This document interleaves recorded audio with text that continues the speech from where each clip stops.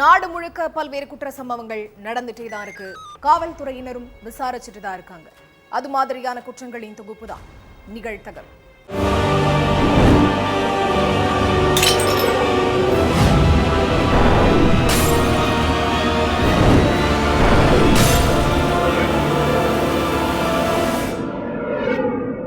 நிகழ்தகவு. மயங்கி கீழே விழுந்த +2 மாணவி, பேத்தியை மருத்துவமனைக்கு அழைத்துச் சென்ற தாத்தா, மருத்துவர்கள் கூறியதை கேட்டு பேரதிர்ச்சி. குரூப் ஸ்டடிக்கு செல்வதாக கூறி காதலனுடன் பர்த்டே செலிப்ரேஷன் சென்ற மாணவிக்கு நேர்ந்த கொடூரம். நடந்தது என்ன?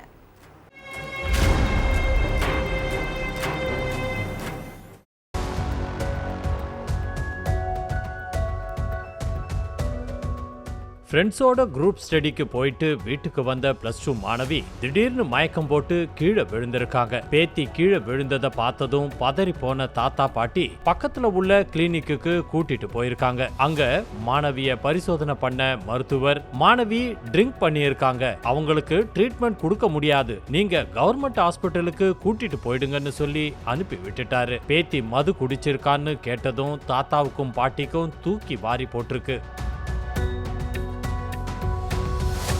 அதை அடுத்து மாணவிய ஸ்டான்லி ஹாஸ்பிட்டலுக்கு கூட்டிட்டு போயிருக்காங்க. அங்க பரிசோதனை பண்ண டாக்டர் மாணவி மது குடிச்சிருக்காங்கன்னு, அவங்கள யாரோ பாலியல் வன்கொடுமை பண்ணிருக்காங்கன்னு சொல்லியிருக்காங்க. அதையும் கேட்டு ஷாக்கான தாத்தா பாட்டிக்கு தலையில இடி விழுந்த மாதிரி உடைஞ்சு போய் உட்கார்ந்துருக்காங்க. அதை அடுத்து கொஞ்ச நேரத்துக்கு அப்புறம் மயக்கத்துல இருந்து கண்முழிச்ச மாணவி கிட்ட யார் இந்த நாச வேலைய பண்ணதுன்னு விசாரிச்சிருக்காங்க. அப்போ தயங்கி எதுவுமே சொல்ல முடியாம எச்சில் விழுங்கிக்கிட்டே இருந்திருக்காங்க மாணவி.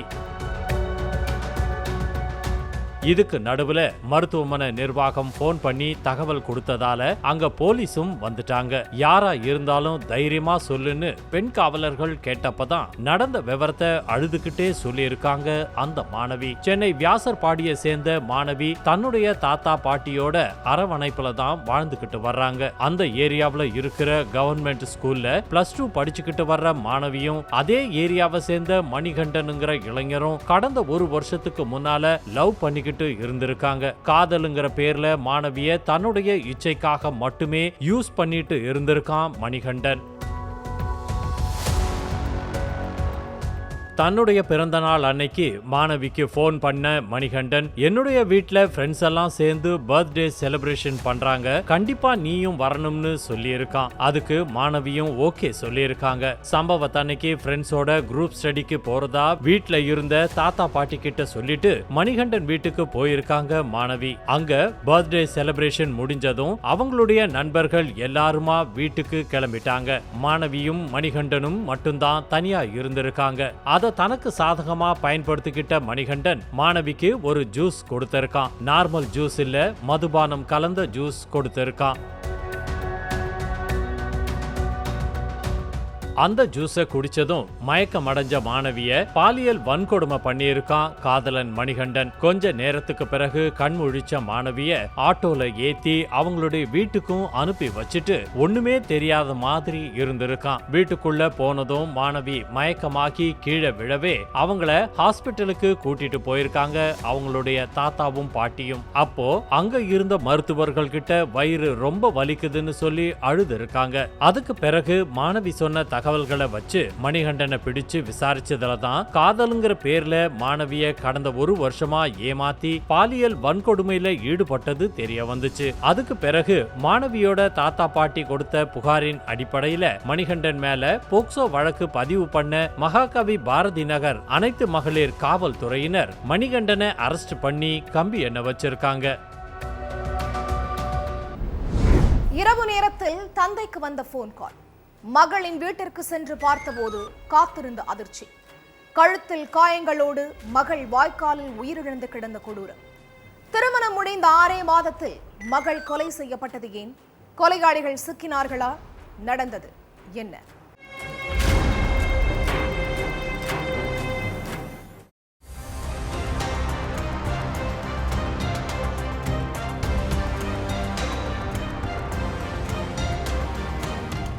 டின்னரை முடிச்சிட்டு நைட்டு தூங்க போயிருக்காரு தந்தை பிரமோத்குமார். அந்த நேரத்துல அவருடைய சம்மந்தி வீட்ல இருந்து ஒரு போன் வந்திருக்கு. எதிர்முனையில பேசின மகள் புஷ்பா குமாரியோட மாமனார், உங்க பொண்ணு எங்க கூட சண்டை போட்டுக்கிட்டு ஓடி போயிட்டாள்னு சொல்லி இருக்காங்க. இதை கேட்டு அதிர்ச்சி அடைஞ்ச பிரமோத்குமார் உடனே மகள் வீட்டுக்கு போயிருக்காரு. அப்போ வீட்ல யாருமே இல்ல. அதுக்கப்புறம் வீட்டுக்கு பின்னாடி இருந்த வயக்காட்டுல மகளை தேடி அலைஞ்சிட்டு இருந்தப்ப அங்க இருந்த வாய்க்காலுக்குள்ள புஷ்பா குமாரி கழுத்துல காயங்களோட உயிரிழந்து கிடந்திருக்காங்க. இத பார்த்து அதிர்ச்சி அடைஞ்ச பிரமோத்குமார் போலீஸ் ஸ்டேஷனுக்கு போன் பண்ணி தகவலை சொன்னாரு. உடனடியா ஸ்பாட்டுக்கு வந்த போலீஸ் சடலத்தை மீட்டு போஸ்ட்மார்ட்டத்துக்கு அனுப்பி வச்சாங்க.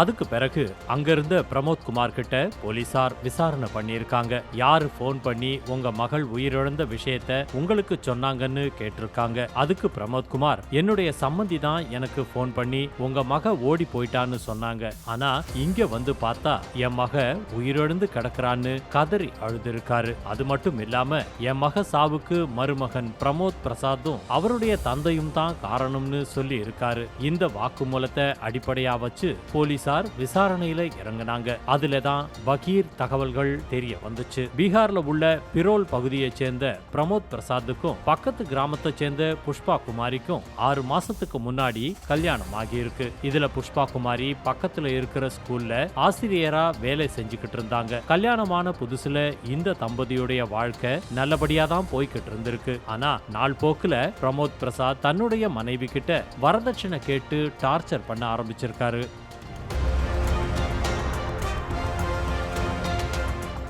புஷ்பா குமாரியோட கல்யாணத்துக்காக அவங்க வீட்ல இருந்து பல லட்சம் ரூபாய்க்கு மேல் செலவு பண்ணியிருக்காங்க. இவ்வளவு செலவு பண்ணி ஜாம்னு நடந்த கல்யாணம் புஷ்பா குமாரிக்கு ஒரு துளி சந்தோஷத்தை கூட கொடுக்கல. கல்யாணம் முடிஞ்ச கொஞ்ச நாள்லயே பிரமோத் பிரசாத்தும் அவருடைய அப்பா அம்மாவும் புஷ்பா குமாரி கிட்ட கூடுதல் வரதட்சணை கேட்டு டார்ச்சர் பண்ண ஆரம்பிச்சிருக்காங்க. அப்போ என் கல்யாணத்துக்காக எங்க வீட்ல இருந்து ஏற்கனவே ஏகப்பட்ட கடன் வாங்கி வச்சிருக்காங்க. இனிமேலும் அவங்கள என்னால கஷ்டப்படுத்த முடியாதுன்னு புஷ்பா குமாரி திட்டவட்டமா சொல்லி இருக்காங்க. நான் சம்பாதிக்கிற எல்லாத்தையும் உங்ககிட்ட தான் கொடுக்கறேன். எப்போ பார்த்தாலும் பணம்னு ஏன் டார்ச்சர் பண்றீங்கன்னு கேட்டு கணவர்கிட்டையும் மாமனார் மாமியார் கிட்டையும் புஷ்பா குமாரி கோபப்பட்டிருக்காங்க. அப்போ பிரமோத் பிரசாத் மனைவியை சரமாரியா தாக்கி சித்திரவதை பண்ணதா சொல்லப்படுது.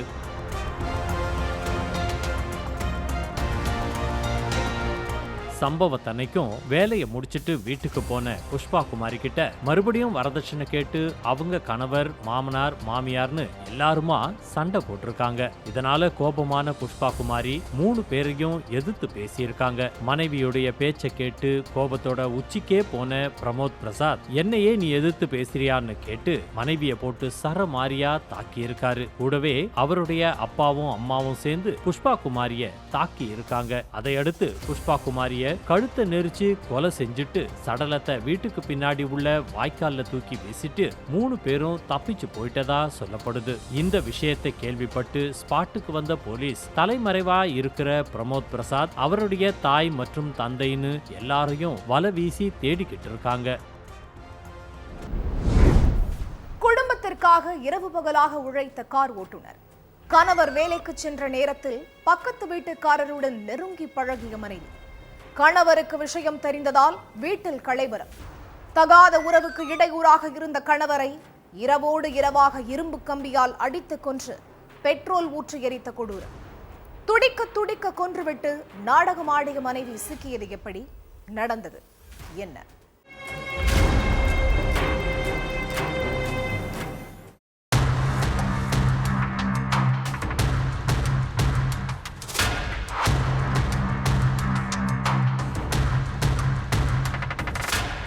24 மணி நேரம் பரபரப்பா இருக்கிற எரியோடு காவல் நிலையத்துக்கு பெண் ஒருத்தங்க கண்ணீரும் கம்பளையுமா வந்திருக்காங்க. அங்க இருந்த காவலர்கள் அந்த பெண்மணி கிட்ட என்னமாச்சு, என்ன கம்ப்ளைண்ட் கொடுக்கணும்னு கேட்டிருக்காங்க. அதுக்கு என் கணவர் சுப்பையனை 1 வாரத்துக்கு மேல காணோம் சார், பல இடங்கள்ல தேடி பார்த்தோம், அவர் கிடைக்கல, எப்படியாச்சும் கண்டுபிடிச்சு கொடுங்கன்னு கண்ணீரோட சொல்லியிருக்காங்க அந்த பெண். அதுக்கு பிறகு மிஸ்ஸிங் கேஸ் ஃபைல் பண்ண போலீஸ்காரங்க காணாமல் போன சுப்பையனின் போட்டோவை வாங்கி தேடுதல் வேட்டையில ஈடுபட்டாங்க.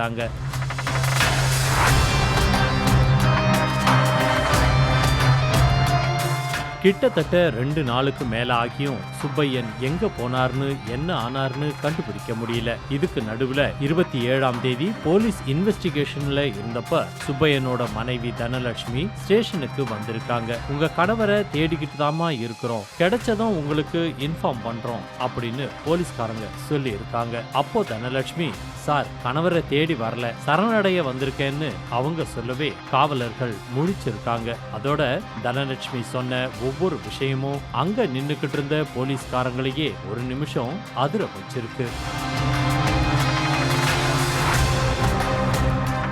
திண்டுக்கல் மாவட்டம் எரியோடுல உள்ள குறுக்கலையாம்பட்டியை சேர்ந்த தனலட்சுமிக்கும் சுப்பையனுக்கும் கல்யாணமாகி 15 வயசுல ஒரு மகள் இருக்காங்க. சுப்பையன் கார் ஓட்டுநர் வேலை பார்த்துக்கிட்டு இருந்திருக்காரு. இதுக்கு நடுவுல தனலட்சுமிக்கும் பக்கத்து வீட்டுல குடியிருந்து வந்த நபருக்கும் இடையில பழக்கம் ஏற்பட்டிருக்கு. இந்த பழக்கம் நாள் போக போக திருமணத்தை மீறின உறவா மாறி இருக்கு. கணவன் வேலைக்கு போனதும் மனைவி பக்கத்து வீட்டுக்காரனோட சேர்ந்து ஊர் சுத்திக்கிட்டு இருந்திருக்காங்க.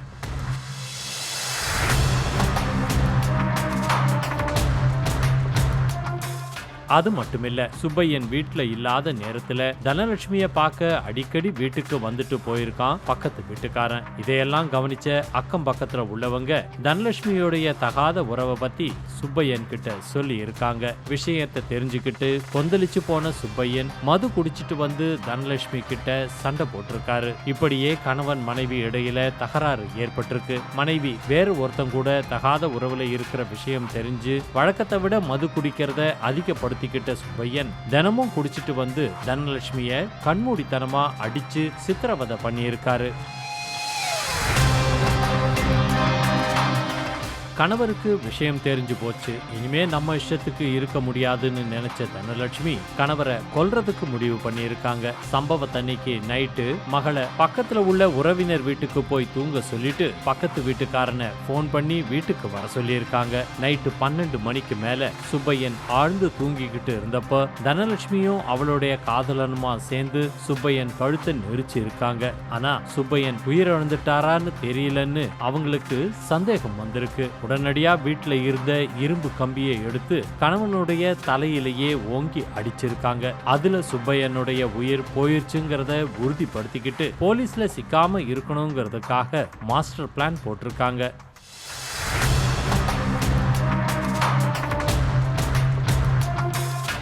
தனலட்சுமியும் அவளுடைய காதலனுமா சேர்ந்து வீட்டு பக்கத்துல உள்ள தோட்டத்துக்கு சுப்பையனோட சடலத்தை கொண்டு போய் இரவோடு இரவா பெட்ரோல் ஊத்தி எரிச்சிருக்காங்க. அதுக்கு பிறகு போலீஸ்ல சிக்காம இருக்கணுங்கிறதுக்காக கணவர் சுப்பையாவை ஒரு வாரத்துக்கு மேல காணோம்னு சொல்லி நாடகம் ஆடி இருக்காங்க. அந்த புகாரின் அடிப்படையில போலீஸ்காரங்க தேடுதல் வேட்டையில இறங்குனாங்க. அந்த நேரத்துல தான் தனலட்சுமிக்கு ஒரு பயம் வந்திருக்கு. போலீஸ் எப்படியோ நம்ம தான் கொலை செஞ்சோம்னு கண்டுபிடிச்சிடுவாங்க, அதுக்கு நாமளே போய் சரணடைஞ்சிடலாம் அப்படின்னு 27ஆம் தேதி போலீஸ் ஸ்டேஷனுக்கு போய் ஒண்ணு விடாம எல்லா உண்மைகளையும் சொல்லிட்டாங்க. விசாரணையில எல்லா உண்மையையும் தெரிஞ்சுக்கிட்ட போலீஸ் கணவனை கொன்ன மனைவி தனலட்சுமிய கைது பண்ணிட்டாங்க. அதோட தலைமறைவா இருக்கிற அவளுடைய கள்ள காதலனை தீவிரமா தேடிக்கிட்டு இருக்காங்க.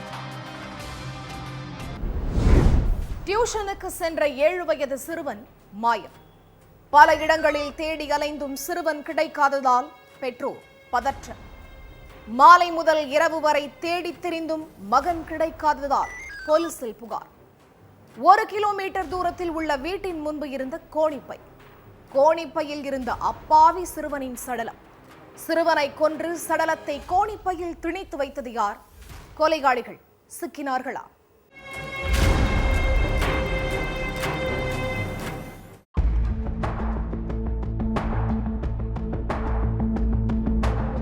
டியூஷனுக்கு போன 7 வயசு சிறுவன் ஷாஜிப்பை காணோம்னு அவனுடைய அப்பாவும் அம்மாவும் பரிதவிச்சுக்கிட்டு இருந்தாங்க. அக்கம் பக்கத்துல உள்ள வீடுங்க, ஃப்ரெண்ட்ஸ் வீடுங்கன்னு ஏகப்பட்ட இடத்துல தேடியும் சிறுவன் கிடைக்கவே இல்லை. சாயங்காலம் காணாமல் போன பையன் நைட்டு வரைக்கும் கிடைக்காததால சித்தர்ல உள்ள போலீஸ் ஸ்டேஷனுக்கு போய் பெற்றோர் கம்ப்ளைண்ட் கொடுத்திருக்காங்க. அந்த புகாரின் அடிப்படையில காணாம போன சிறுவனை போலீஸ் தீவிரமா தேடிக்கிட்டு இருந்தாங்க. அப்போ அந்த ஏரியாவுல உள்ள ஒரு சிலரு சிறுவன் ஷாஜிப்னா அவனுடைய பக்கத்து வீட்டுல வசிக்கிற சைலேந்திரகுமார் கூட நடந்து போய்கிட்டு இருந்ததை பார்த்தேன்னு சொல்லியிருக்காங்க. அதுக்கு பிறகு அந்த ஏரியாவுல உள்ள சிசிடிவி கேமராக்களை செக் பண்ணி பார்த்தப்ப அக்கம் பக்கத்துக்காரங்க சொன்ன மாதிரி சிறுவன் ஷாஜிப் சைலேந்திரகுமார் கூட நடந்து போய்கிட்டு இருந்த காட்சி பதிவாகி இருந்தது. அதுக்கு பிறகு சைலேந்திரகுமாரை பிடிச்சு விசாரிச்சப்பதான் மொத்த உண்மையும் தெரிய வந்திருக்கு. உத்தரப்பிரதேச மாநிலம் அசம்கர் பகுதியில இருக்கிற வீட்டுல மனைவி 2 மகன்கள் கூட வாழ்ந்துட்டு வந்திருக்காரு சாஹிப் ஆலம். இவங்க பக்கத்து வீட்டுல இன்னொரு குடும்பம் குடியிருந்து வர்றாங்க. அந்த இளைஞர் தான் இந்த சைலேந்திரகுமார். இந்த 2 குடும்பமும் ஒரே நேரத்துல தான் பிழைப்புக்காக அசம்கருக்கு வந்திருக்காங்க. சொந்தக்காரங்க மாதிரி நெருக்கமா இருந்தவங்களுக்குள்ள கடந்த சில மாசங்களாவே தகராறு வர ஆரம்பிச்சிருக்கு. தொழில் ரீதியா தொடங்கின இந்த பிரச்சனை ஒரு கட்டத்துல முன்விரோதமா மாறி இருக்கு.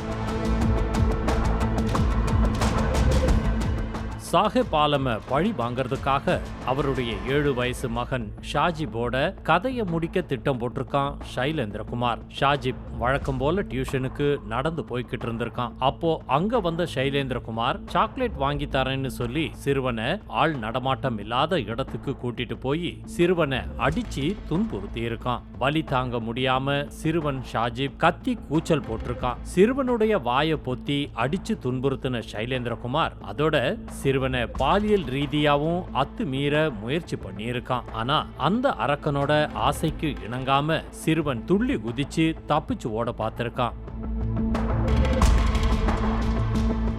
அதனால ஆத்திரமடைஞ்ச சைலேந்திரகுமார் கீழே கிடந்த பெரிய கல்லை எடுத்து சிறுவனுடைய தலையிலேயே ஓங்கி அடிச்சு துடிக்க துடிக்க கொன்னுட்டு சடலத்தை கோணிப்பையில திணிச்சு வச்சு ஒரு வீட்டுக்கு முன்னாடி தூக்கி வீசிட்டு எஸ்கேப் ஆகியிருக்கான். சிறுவனை கொலை செய்யறதுக்கு சைலேந்திரோட ஃப்ரெண்டும் உடந்தையா இருந்திருக்கான். அதுக்கு பிறகு சிறுவனுடைய சடலத்தை மீட்ட போலீஸ் போஸ்ட்மார்ட்டத்துக்கு அனுப்பி வச்சாங்க. ஷாஜிப்பை கொன்னது சைலேந்திரகுமார் தாங்கிறது உறுதியானதால போலீஸ் அவனை அரெஸ்ட் பண்ணி ஜெயில அடைச்சிட்டாங்க. ஆனா தொழில் ரீதியா ஏற்பட்ட பிரச்சனையால தான் சிறுவனை துடிக்க துடிக்க கொன்னானா இல்ல 2 குடும்பத்துக்கும் நடுவுல வேற ஏதாவது பிரச்சனை இருக்கா அப்படிங்கிற சந்தேகம் இருக்கிறதால சைலேந்திரகுமார் கிட்ட காவல்துறையினர் தொடர்ந்து விசாரணை நடத்திக்கிட்டு இருக்காங்க. தனது மகளுடன் படிக்கும் சிறுமியை பைக்கில் அழைத்து சென்ற திமுக நிர்வாகி தோழியின் தந்தைதானே என நினைத்து வெள்ளந்தியாக பேசிய மாணவி நைசாக பேசி மாணவியை தனது வீட்டிற்கு அழைத்து சென்று பாலியல் வன்கொடுமை செய்த கொடூரம். மாணவி கர்ப்பமானதால் வெளிவந்த உண்மை. வக்ர புத்தி கொண்ட திமுக நிர்வாகி சிக்கினானா? நடந்தது என்ன?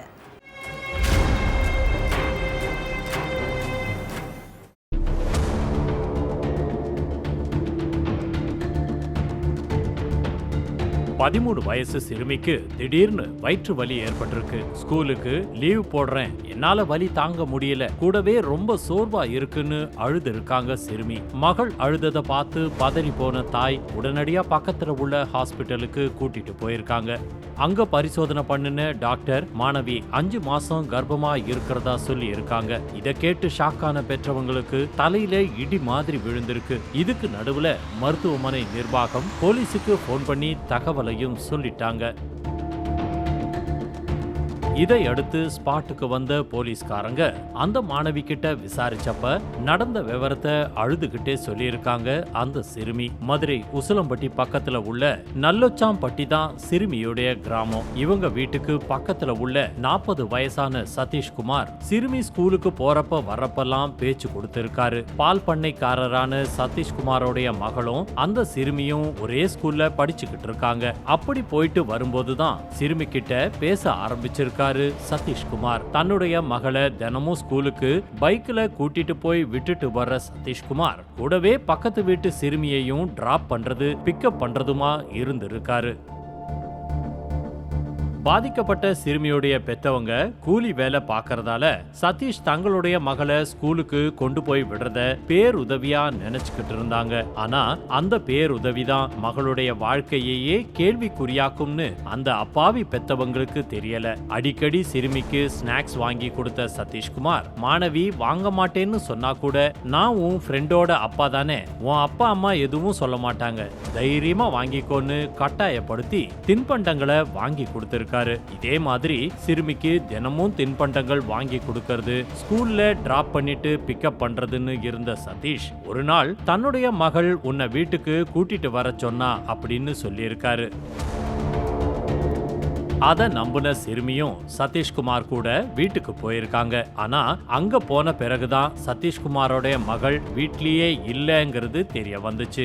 என்னாச்சு, உங்க மகளை காணோம், எங்க போயிருக்கா, என்ன கூட்டிட்டு வர சொன்னான்னு சொன்னீங்க அப்படின்னு சிறுமி கேட்டிருக்காங்க. அப்போ என் மக பக்கத்துல கடைக்கு போயிருக்கா, நீ வந்து உட்காருன்னு நாற்காலியில சிறுமிய உட்கார வச்ச சதீஷ்குமார் சிறுமிய பாலியல் வன்கொடுமை பண்ணியிருக்கான். அது மட்டும் இல்லாம நடந்த விஷயத்தை வெளியே சொன்னா எனக்கு இல்ல, உங்க அம்மாவும் அப்பாவும் தான் தற்கொலை பண்ணிப்பாங்க, அதனால வெளியே சொல்லணுமா வேண்டாமாங்கிறத நீயே முடிவு பண்ணிக்கோன்னு சிறுமிக்கு பயத்தை காட்டியிருக்கான். இத சொல்லியே மிரட்டியே சிறுமிய பல இடங்களுக்கு கூட்டிட்டு போய் பாலியல் வன்கொடுமை பண்ணதா சொல்லப்படுது.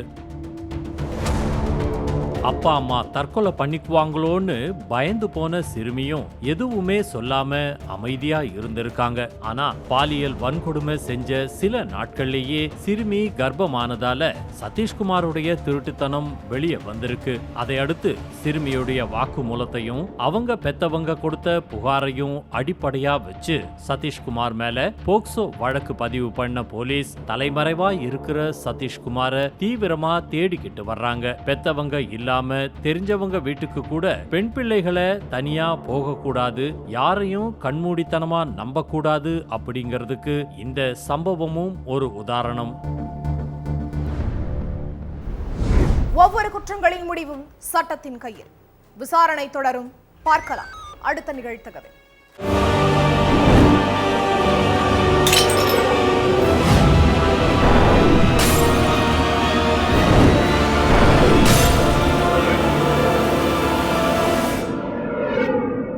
நிகழ்தகவு.